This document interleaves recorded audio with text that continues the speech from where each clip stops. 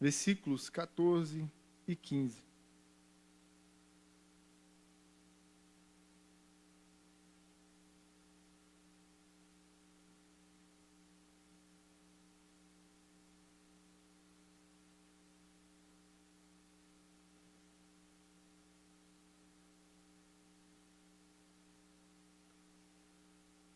Amém? Que diz assim: portanto, visto que temos um grande sumo sacerdote, que adentrou aos céus, Jesus, o Filho de Deus, apeguemo-nos com toda a firmeza à fé que professamos, pois não temos um sumo sacerdote que não possa compadecer-se das nossas fraquezas, mas sim alguém que, como nós, passou por todo tipo de tentação, porém sem pecado. Amém. Senhor Jesus, eu quero te agradecer pela Tua palavra, agradecer porque o Senhor é bom, Pai, misericordioso, Pai, em nos dar a Tua palavra. Que o Senhor possa, Senhor Jesus, tocar o meu coração, tocar o coração da Tua igreja, através da Tua santa palavra. Pai, que nós possamos sair daqui sabendo um pouco mais sobre o Senhor Jesus. Pai, sabendo o que o Senhor é, Pai. Sabendo quem o Senhor é. É isso que eu te peço e já te agradeço em nome de Jesus. Amém. Bem, o tema da palavra de hoje é Ele não. E talvez esse tenha sido o pensamento quando você viu indo para cá. Não, Ele não. Ele de novo não. Mas no caso, sou eu mesmo. Sou eu que vou pregar hoje. Talvez você já cansou, né? Mas é isso aí. É o que... Porém, para os mais lembrados, para aqueles que têm uma memória melhor, vão lembrar dessa frase, ele não. E no decorrer da mensagem, a gente vai tentar lembrar vocês a respeito disso. Isso aí, esse mesmo. Muito obrigado, eu. Não foi ele? Então muito obrigado, pessoa que colocou aqui.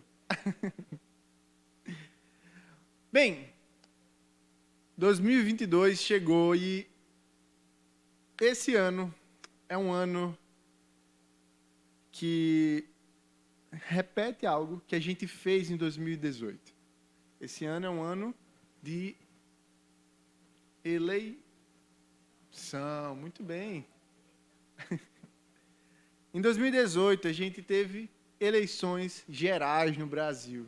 A gente escolheu presidente, governador, deputado, senador, toda essa galera boa.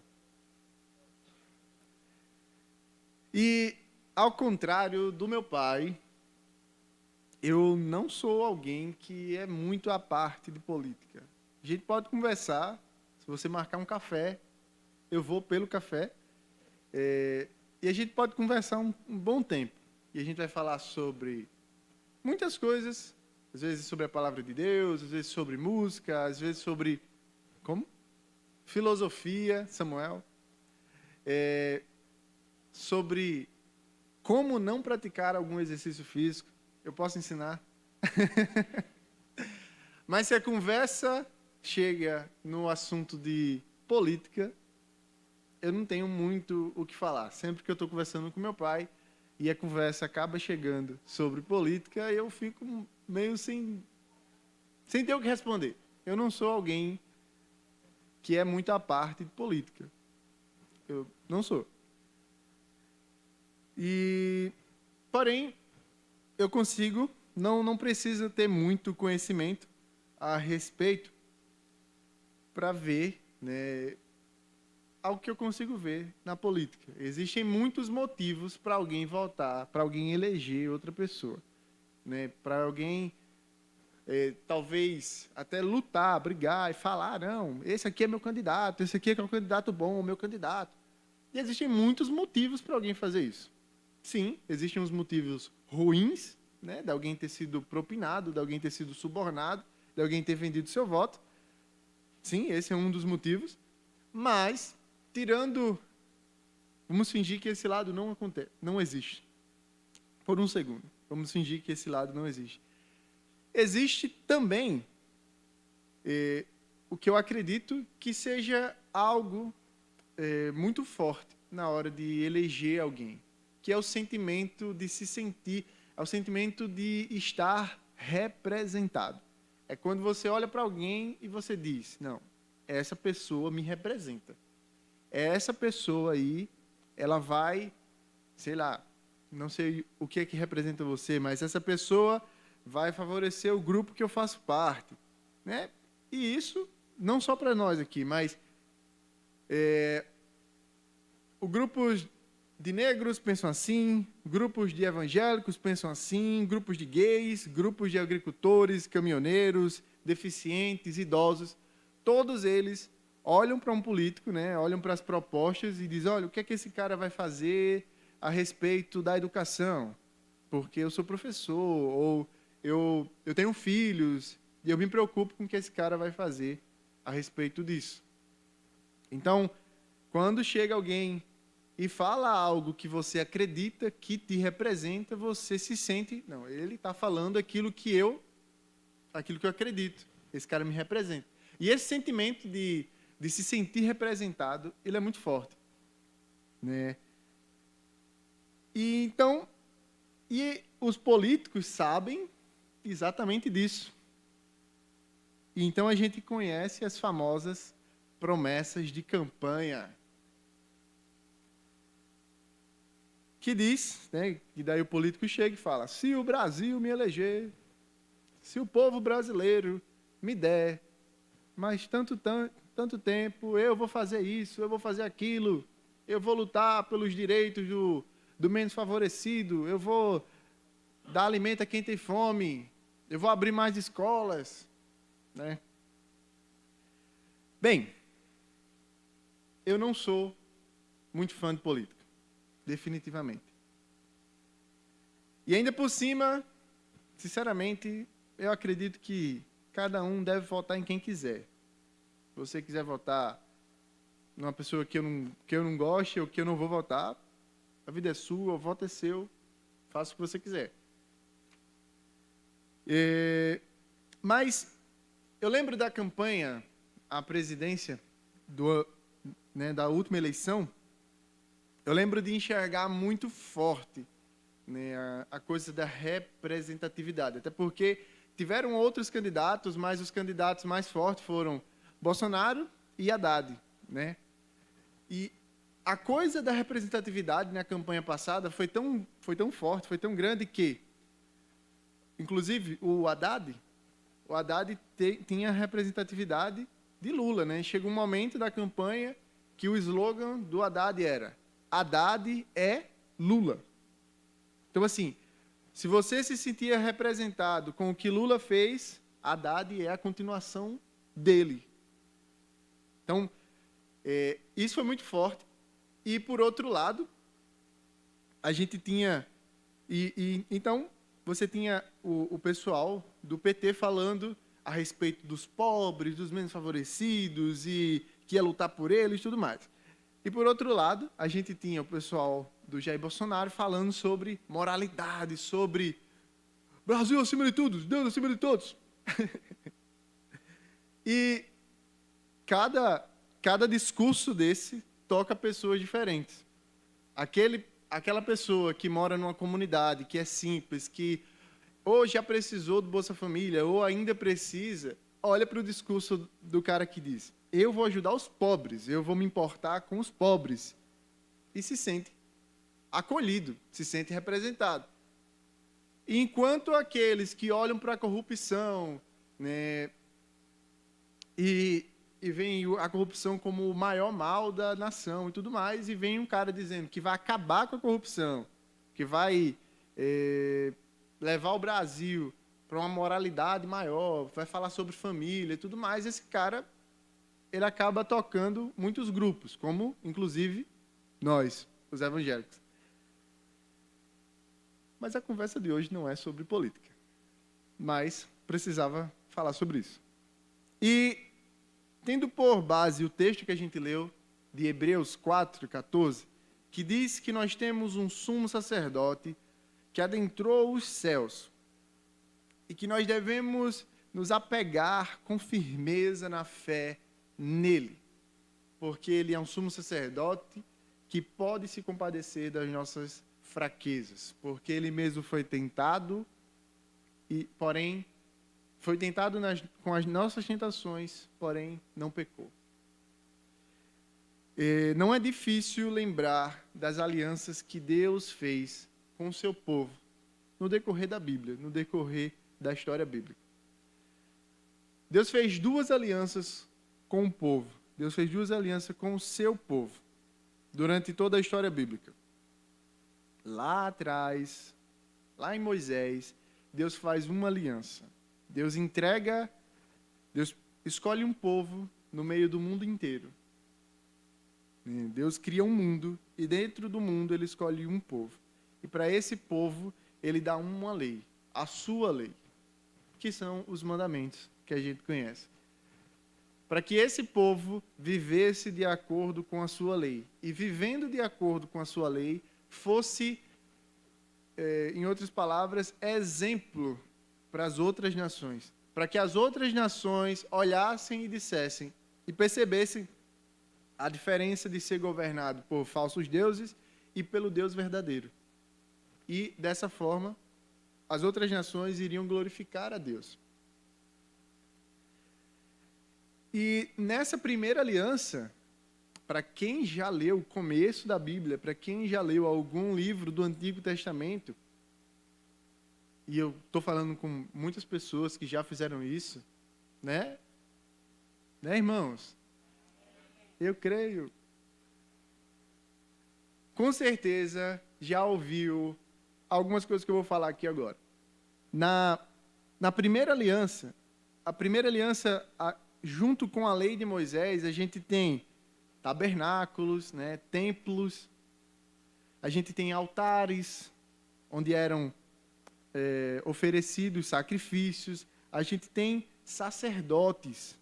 E esses nomes, para a gente hoje, não fazem muito sentido, porque a gente não chama isso aqui de tabernáculo, a gente chama isso aqui de igreja. Talvez alguém até diga assim, templo, o templo maior.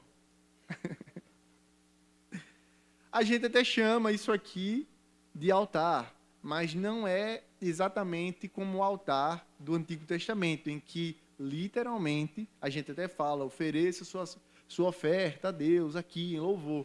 Mas, no Antigo Testamento, não era uma oferta de louvor cantando, não. Era sangue mesmo derramado, era animal sendo morto, e esse sacrifício era feito por vários motivos.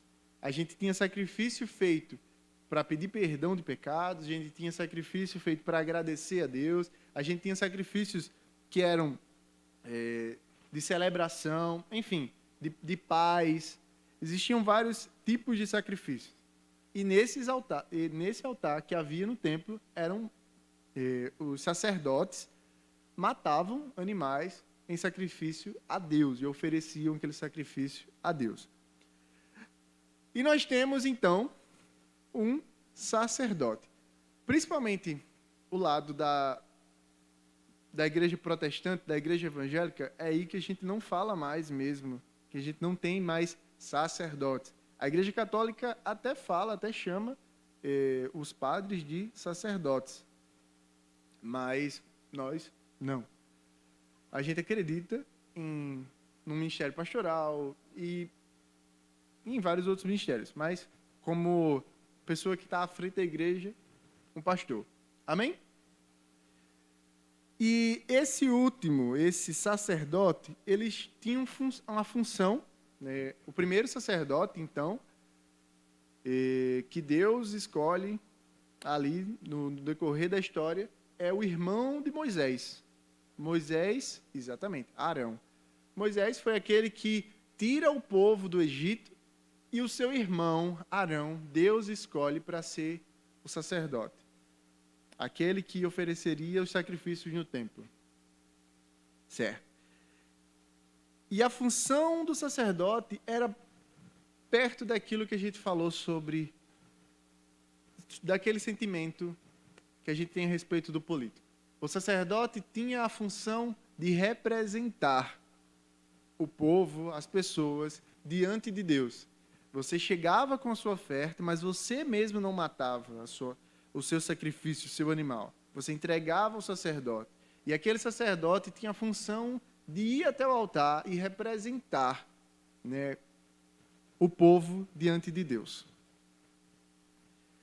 E esta foi a primeira aliança. Era assim que o povo de Deus falava com Deus, chegava até Deus na primeira aliança.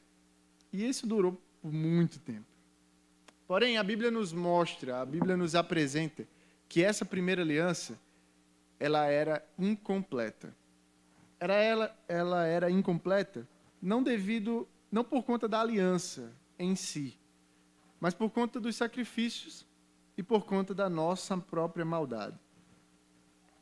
Em Hebreus 5, versículo 1, diz: todo sumo sacerdote é escolhido dentre os homens e designado para representá-los em questões relacionadas com Deus e apresentar ofertas e sacrifícios pelos pecados.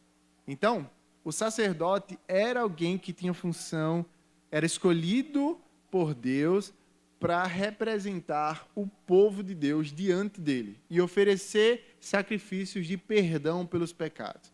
Mas essa aliança, ela era imperfeita por conta dos sacrifícios e por conta da maldade das pessoas. Hebreus 10, 1 diz: a lei traz apenas uma sombra dos benefícios que hão de vir, e não a sua realidade. Por isso, ela nunca consegue, mediante os mesmos sacrifícios repetidos ano após ano, aperfeiçoar os que se aproximam para adorar. De uma forma bem simples, por que essa primeira aliança ela era incompleta? Porque ela era imperfeita. De uma forma bem simples. Quando você compra um remédio, e aquele remédio você toma uma cartela inteira, você está sentindo dor, e você toma uma cartela inteira daquilo. E você toma um remédio, passa a dor, mas depois volta a dor. Aí você toma outro remédio, passa a dor, mas depois volta. Você acha esse remédio bom? Mas ele não passa a dor? Mas é só por um tempo, né? O remédio bom mesmo, aquele bom de verdade, é aquele que você toma um e nunca mais sente. Pode esquecer. Assim era a primeira aliança. Assim era os sacrifícios da primeira aliança. Eles eram imperfeitos. Eles eram incompletos. Porque alguém que pecava chegava e oferecia os sacrifícios pelo seu ano inteiro de pecados. E era perdoado. Porém, ano que vem, ele precisava voltar e oferecer sacrifício de novo. Porque já haviam outros pecados. Então, nem o sacrifício era perfeito e nem a pessoa que ofereceu o sacrifício se tornava mais santa, se tornava mais crente. Pecava menos. Aquele sacrifício não mudava a pessoa, mas a pessoa continuava sendo má. A pessoa continuava pecando. Então era um sacrifício incompleto. A primeira aliança, então, é incompleta. Ela é imperfeita. E assim como o pregador do domingo falou, aquele bonitão, a carta aos Hebreus, ela começa já mostrando, nos mostrando que Cristo é superior, que Cristo é melhor, que Cristo é mais alto, ele é perfeito. O autor de Hebreus, começa nos mostrando que Cristo é superior aos anjos. Cristo é chamado de filho. Cristo tem um reino que não pode ser abalado. É isso que o autor de Hebreus começa já no primeiro capítulo. Ele começa e diz: Deus falou conosco por meio de profetas, por meio da sua lei, mas em um tempo específico, Deus falou conosco através do seu Filho. E o seu Filho é o resplendor da glória do Pai. É a expressão exata do ser de Deus. E depois de ter vindo até nós, de ter pago pelo nosso pecado, ele voltou e se sentou ao lado de Deus. É assim, só assim, que o autor de Hebreus começa a sua carta. Começa mostrando o quanto que Cristo é superior. Superior aos anjos. Superior a Moisés. Esse Moisés que a gente acabou de falar. Que recebeu de Deus a sua lei. Os 10 mandamentos. Cristo é superior a Moisés e aos mandamentos. Cristo também é superior aos sumos sacerdotes. Cristo é superior aos sacerdotes. É isso que o autor de Hebreus começa a falar nos seus 5 primeiros capítulos. Se você nunca leu Hebreus, leia Hebreus. Os títulos dos anjos, é isso que o autor de Hebreus nos diz. Os títulos que os anjos não são dignos de receber, como o título de filho, Cristo é. Cristo é digno. Onde a lei falhou, por ser incompleta, Cristo teve sucesso. E aonde houve fraqueza dos sacerdotes, Cristo venceu. E se eu fechasse a Bíblia agora, e a gente orasse encerrando o culto, essa já era a palavra de Deus para nós. Essa já era... Aqui já tem o suficiente para a gente voltar e agradecer a Deus por ter mandado o seu Filho. E agradecer a Deus porque Cristo veio até nós. Porém, eu não vou fechar e a gente não vai orar agora. Durante a campanha das eleições passadas, a gente teve esse movimento aqui. O movimento do Ele Não. Que era, basicamente, eu não sei se vocês lembram, mas era basicamente todo mundo que era contra, que era oposição, né, a Bolsonaro,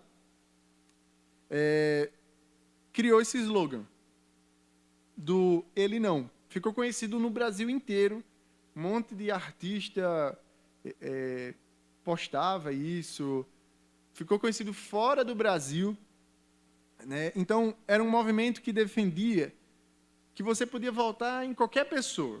Vote no Ciro, vote no... Como é o nome daquele cara? Emael não, cara. Cabo Daciolo, vote no Cabo Daciolo, glória a Deus. Mas não vote no Bolsonaro, ele não. Esse era o slogan, esse era o movimento, essa era a campanha. Vote em quem você quiser, menos nele, ele não. E hoje o meu objetivo é bem direto ao ponto, é fazer um movimento ele não, só que fazer um movimento ele não ao avesso. Eu quero fazer um movimento ele não junto com vocês. Ao contrário. Até aqui, a gente viu... Não. É um ele não mesmo. Vocês vão entender. Ele não. Até aqui a gente viu que a gente procura e até precisa de pessoas que nos representem. Pessoas governantes, né, que nos representem, que conheçam a nossa causa e lutem por ela. E o texto de Hebreus 4, versículo 14, ele nos exorta, né, deixa eu ler mais uma vez, diz assim: portanto, visto que temos um grande sumo sacerdote, que entrou os céus, Jesus, o Filho de Deus, apeguemo-nos com toda firmeza à fé que professamos.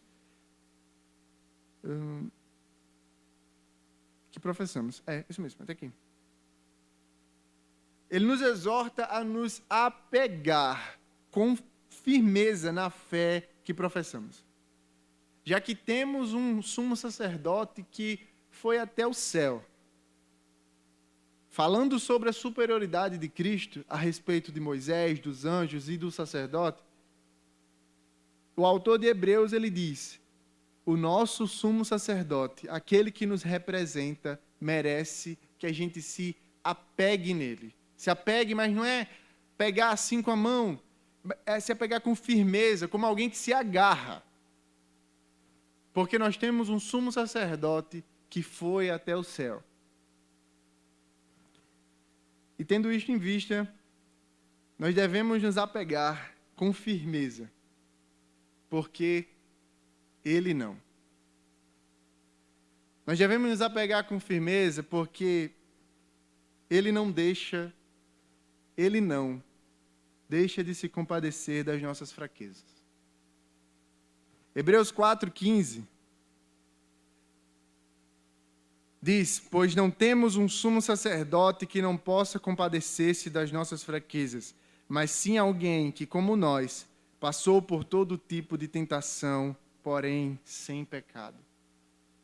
Nós devemos nos apegar porque ele conhece as nossas fraquezas. Não é campanha política. Cristo realmente conhece a nossa dor. Ele veio até aqui. Ele pisou esse chão. E a sua humilhação, se fazendo homem, o fez conhecedor das nossas fraquezas. Assim como a gente ouviu domingo.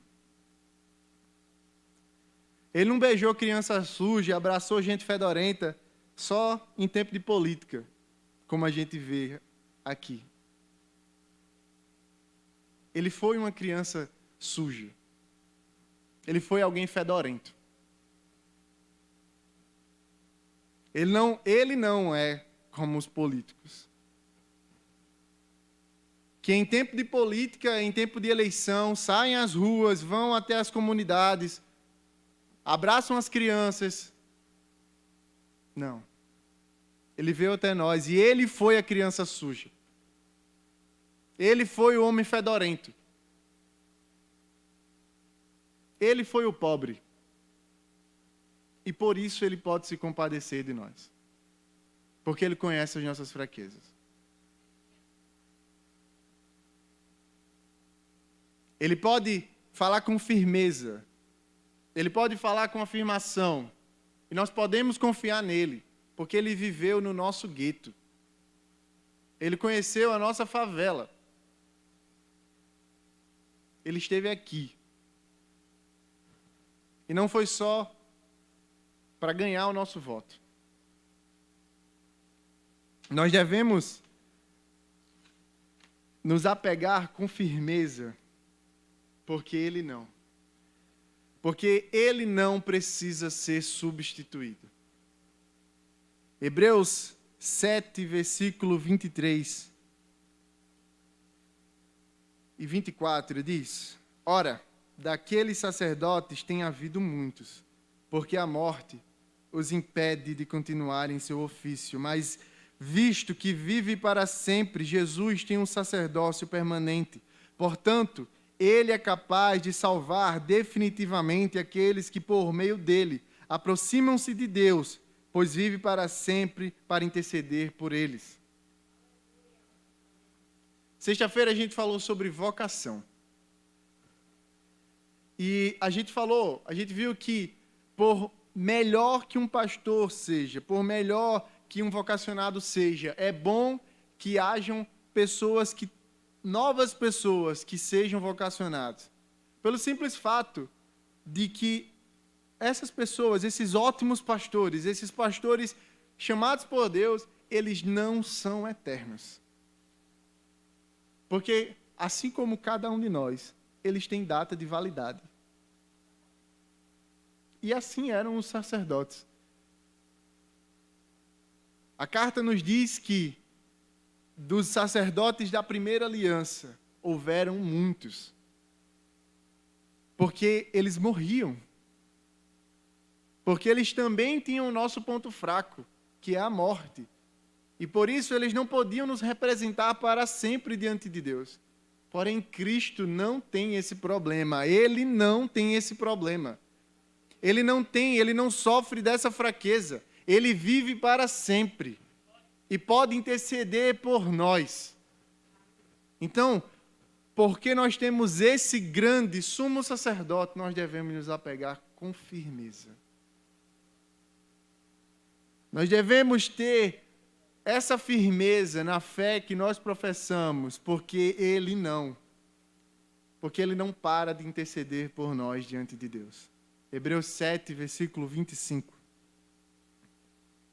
Portanto, Ele é capaz de salvar definitivamente aqueles que por meio dele aproximam-se de Deus, pois vive para interceder por eles.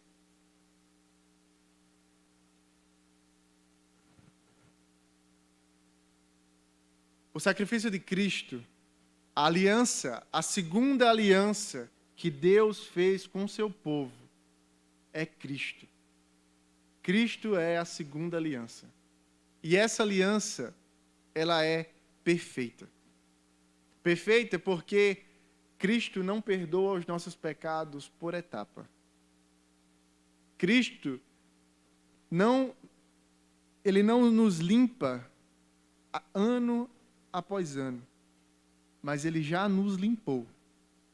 Pelo sangue de Cristo, nós somos declarados justos. Nós somos, como alguém um dia disse, nós somos então pecadores, mas pecadores santos. Sim, nós continuamos a pecar, porque ainda estamos aqui. Mas somos pecadores que agora desejam ouvir a palavra de Deus e obedecê-la.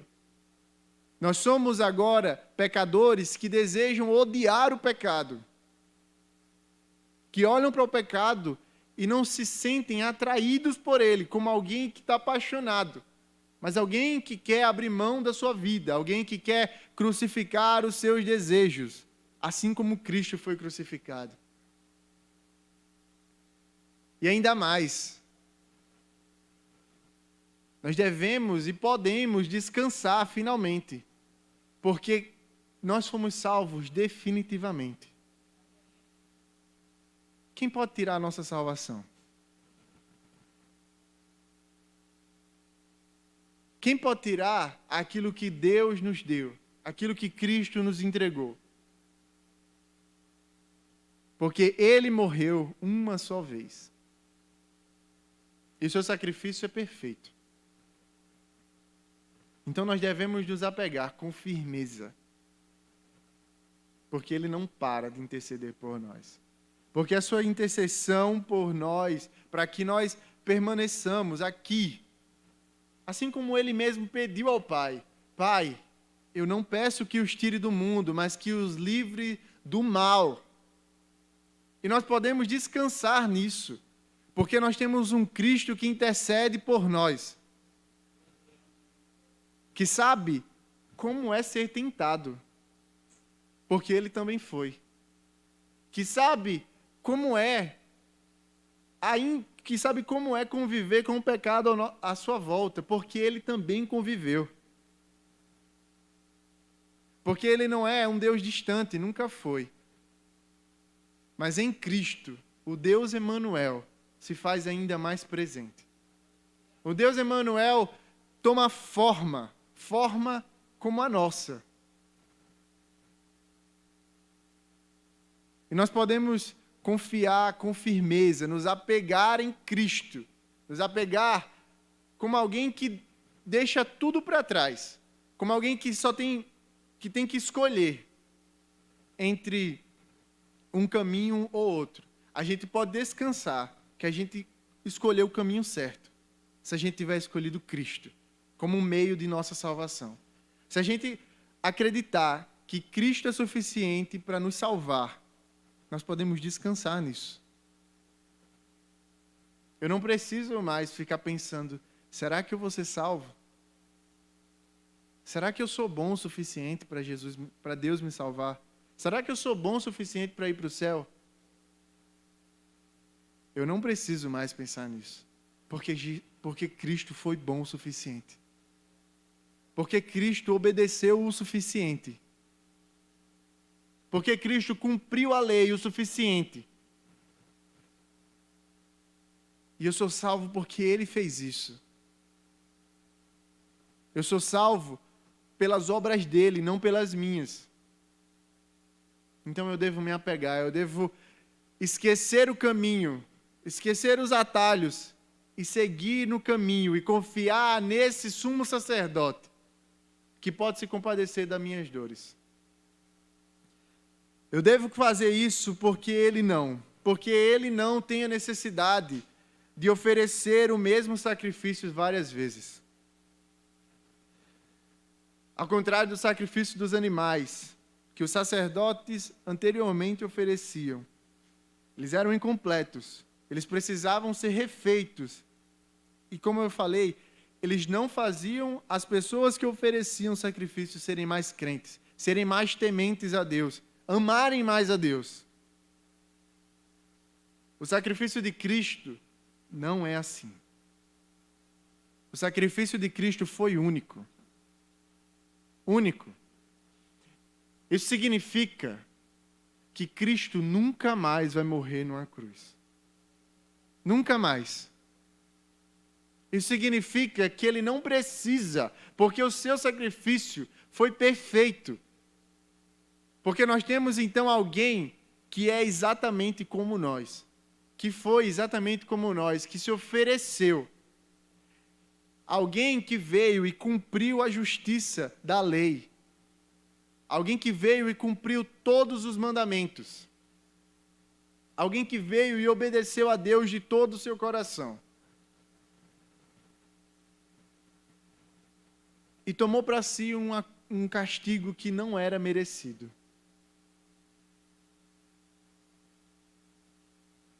Cristo morreu uma única vez. E é suficiente. Cristo morreu uma única vez. Nós não precisamos de outro Salvador. Nós não precisamos de um outro Jesus, de um outro Cristo, de outro alguém que se levante e morra em nosso favor. Porque Cristo já fez isso.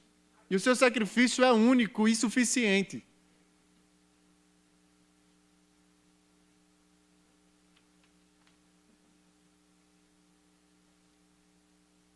E por fim, nós devemos confiar com firmeza em Cristo. Confiar com firmeza na nossa fé em Cristo. Porque Ele não tem fraqueza.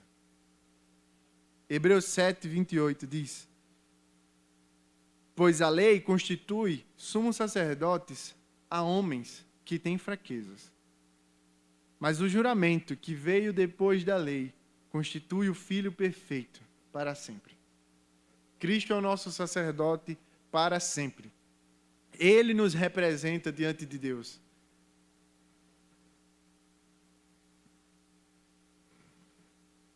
Esse é o nosso ele não ao avesso. Ao contrário do que fizeram, na campanha política, vote em quem você quiser. Nele não. O nosso ele não ao avesso é justamente o contrário. Abandone a sua confiança em quem você quiser. Abandone a sua fé em quem você quiser.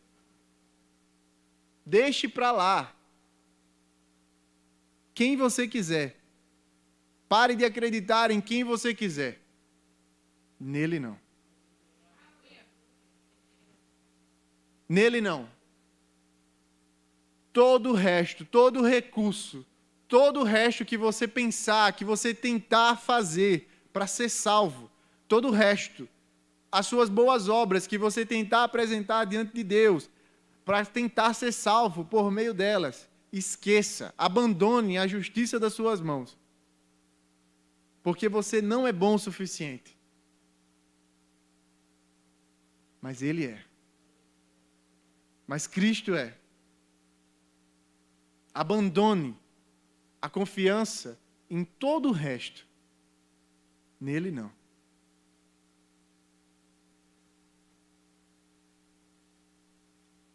E por que não? Porque Hebreus 4,16 diz: assim, aproximemo-nos do trono da graça, com toda a confiança, a fim de recebermos misericórdia e encontrarmos graça que nos ajude no momento da necessidade. Eu posso ter confiança de chegar diante de Deus. Eu não preciso chegar diante de Deus como, sabe, como alguém que chega no patrão, sabe, cismado. Não, porque se o senhor puder, talvez, baixar a voz. Não, porque só se der, assim, talvez. Eu devo chegar com confiança. Com confiança, porque aquilo que foi ganho para mim, aquilo que me foi dado, não pode ser tirado. Quem me deu, de quem me deu, não pode ser tirado. Por meio de quem eu fui salvo, eu não posso deixar de ser salvo.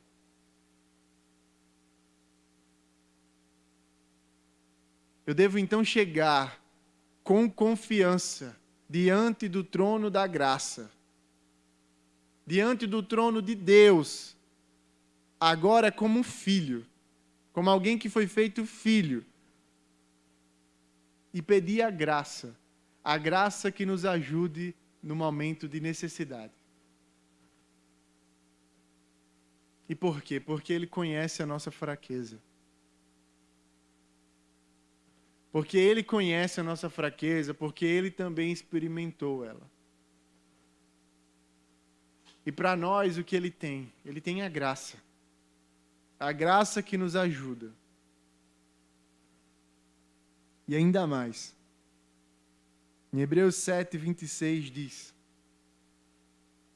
é de um sumo sacerdote como este que precisávamos, santo, inculpável, puro, separado dos pecadores, exaltado acima dos céus. É de um sumo sacerdote como este que a gente estava precisando. Era dele que a gente precisava, era dele, era ele que a gente esperava e sem saber. Antes de você ser tocado pela mensagem do Senhor, você procurava ser salvo. E nem sabia disso. Você procurava a salvação na alegria daqui. Talvez fazia isso por meio de festas, de farra, de bebida.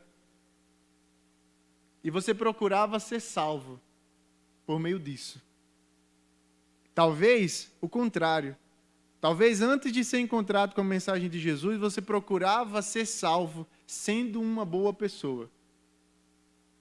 Você procurava ser salvo fazendo as coisas certinhas, para que Deus olhasse para você e visse uma boa pessoa. Para que você pudesse ir para o céu, porque você é uma boa pessoa. A má notícia é que tanto aqueles que procuram a salvação na vida louca do mundo, quanto aqueles que procuram a salvação na vida regrada, até mesmo da religiosidade, estão perdidos. E precisam de um Salvador. Precisam de alguém que os represente diante de Deus. E você procurava por Cristo, sem saber. Porque não há outro que tenha se oferecido, que seja o sacrifício perfeito, que tenha pago o preço definitivamente, que tenha nos dado uma salvação definitiva. Não há outro, a não ser Cristo. Era de um sacerdote como este que precisávamos. Um sacerdote santo, inculpável, puro, separado dos pecadores. E não só isso, ele não só é o servo sofredor, ele foi. Ele não é só aquele que sofreu, ele foi aquele que sofreu. Mas hoje ele é o Deus exaltado. Ele é o Filho de Deus exaltado sobre todas as coisas. E por conta que ele foi exaltado, por conta que ele é vitorioso, eu também sou. Porque ele me representa. Porque ele me substitui. Ele olha para a minha fraqueza e me dá graça. Graça para que eu consiga suportar.